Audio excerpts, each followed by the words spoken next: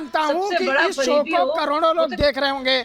जब इस शो को करोड़ों लोग देख रहे होंगे जनता को, तो कोई मैसेज ऐसा ना जाए जिसमें उनको ये लगे कि इनको जानकारी का अभाव है। मैं इसलिए कह रहा हूँ, लेकिन आपको पता है यहाँ पर उन्होंने कही ना, देखिए चुनाव आयोग, देखिए आचार संहिता है, जो प्रशासनिक व्यवस्था है वो चुनाव आयोग के हाथ में है। अगर हम ये कहेंगे कि मोदी और अमित शाह जी ने गिरफ्तार करवाया, तो ये देश की जनता के साथ धोखा होगा, यह संविधान के साथ धोखा होगा, ये कानून के साथ धोखा होगा।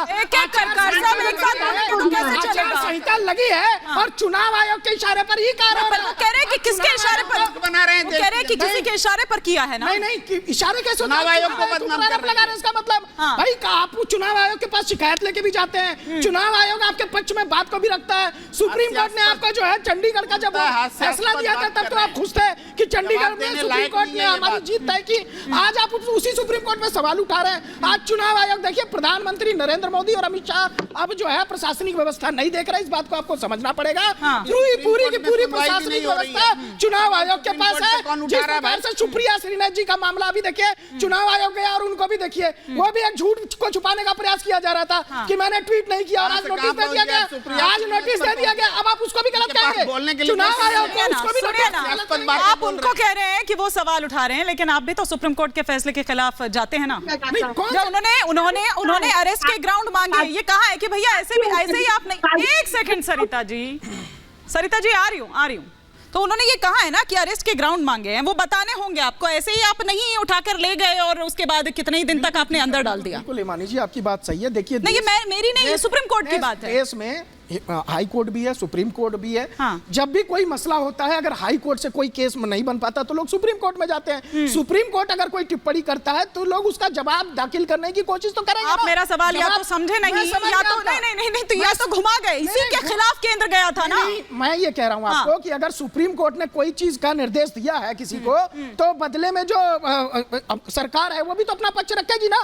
सरकार तो अपना पक्ष रखेगी कि नहीं रखेगी? जिस प्रकार से आम आदमी पार्टी के वकील वहां पर जाकर के पैरवी कर रहे हैं कि नहीं कर रहे हैं? भाई केजरीवाल जी की अभिषेक कर रहे हैं कि नहीं कर रहे हैं? ठीक है, यही तो बात है, डायरेक्ट थोड़ी ना बोला जा रहा है। ठीक है। अब एक बार सुप्रीम कोर्ट बोलता है, एक मिनट हो रही है, अभिषेक मनु सिंघवी इनका पक्ष रख रहे हैं, या सुप्रीम कोर्ट में, यही तो इस देश का संविधान है, यही इस देश की खूबसूरती है। अगर कोई आरोप लगा है कोर्ट में, उसके जो है दूध का दूध पानी का पानी हो जाएगा। लेकिन आपने तो दोषी साबित कर दिया ना। बड़ा आश्चर्य, इन्होंने बरी कर दिया। आपने तो दोषी साबित कर दिया, बरी कर रहे हैं। देखिए साबित करने से पहले आपने भी दोषी साबित कर दिया।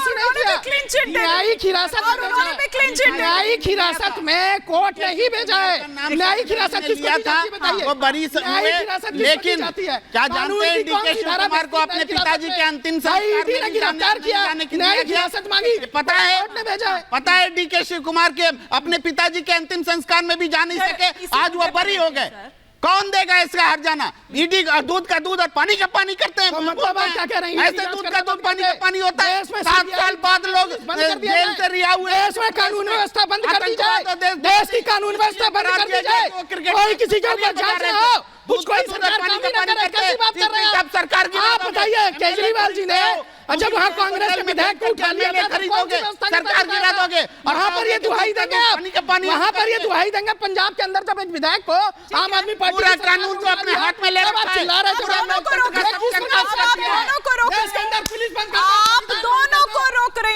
को रोक रही हूँ। सरिता जी के पास वापस मैं रुक करूंगी क्योंकि वो कुछ कहना चाह रही थी, लेकिन सरिता जी बता तो दीजिए कि ऐसा क्या खुलासा करने वाले हैं जो आप मनीष सिसोदिया के टाइम पर नहीं कर पाए, संजय सिंह के टाइम पर नहीं कर पाए, और साथ ही साथ दिल्ली की जनता वो भी जानना चाह रही है, क्योंकि इस सवाल का जवाब भी नहीं आया कि कैसे वो आदेश एक के बाद एक पहुंच रहे हैं, वो प्रिंट कहां हो रहा है, वो कहां ऐसे कागज कलम दवात उनको मिल रही है, वो टाइपराइटर उनको मिल रहा है। ये सब तो दिल्ली की जनता भी जानना चाह रही है ना कि भैया हम कैसे चल रही है हमारी सरकार, क्योंकि मुख्यमंत्री तो जेल चले गए, लॉकअप में है, ईडी की कस्टडी में है, कैसे चल रही है सरकार? देखिए कहीं ना कहीं यहाँ पे जो भारतीय जनता पार्टी के प्रवक्ता है वो ये स्थापित करने पे तुले हुए हैं कि अरविंद केजरीवाल जी दोषी है, पर दिल्ली के लोग, दिल्ली की जनता आज ये मानती है कि अरविंद केजरीवाल जी जेल के अंदर है चाहे जेल के बाहर है, दिल्ली सरकार अरविंद केजरीवाल जी की चल रही है और वही चलाएगी।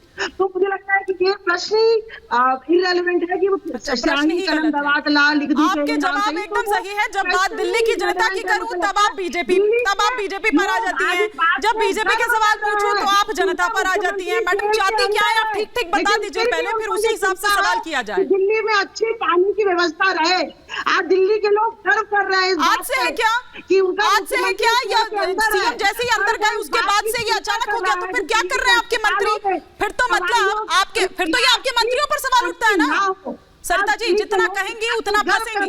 सरिता जी जितना कहेंगी उतना फंसेंगी। सुनिए ना सरिता जी, सरिता जी, सरिता जी, नरेंद्र मोदी की तानाशाही के खिलाफ उठने नहीं देता सरिता जी, मेरा सवाल क्या था? देखिए फिर भ्रमित कर रहे हैं सरिता जी। बताइए कि चुनाव आयोग के पास है प्रशासन व्यवस्था, केजरीवाल जी नहीं संभाल रहे यहाँ पे।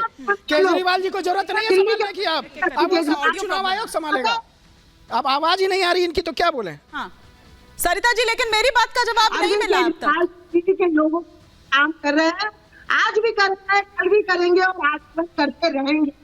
आप एक तरीका सुनो, उन्होंने कहा जेल के अंदर रहो, जेल के बाहर रहो, कचरा देश के लिए है। कहाँ गई मॉरलिटी? कहाँ गई वो नैतिकता? कहाँ गई? वो मॉरलिटी ही है, लेकिन मॉरलिटी को आप डिक्टेटरशिप दबा नहीं सकते। आज भारतीय पार्टी की डिक्टेटरशिप और भारतीय पार्टी की तानाशाही। एक मिनट रुक जाइए। तो प्रेम जी ये बता दीजिए कि ये जो किया जा रहा है ये कैसे और कितना व्यावहारिक है, जरा ये भी हम थोड़ा सा यहाँ पर समझ लें कि ये भी अपने आप में आपके लिए भी, शायद आपके भी जर्नलिज्म के इतिहास में ये पहला ऐसा मामला होगा कि जेल से सरकार चल रही है, और हम भी पहली बार देख रहे हैं। ये भी अपने आप में एक अलग ही एक्सपीरियंस है।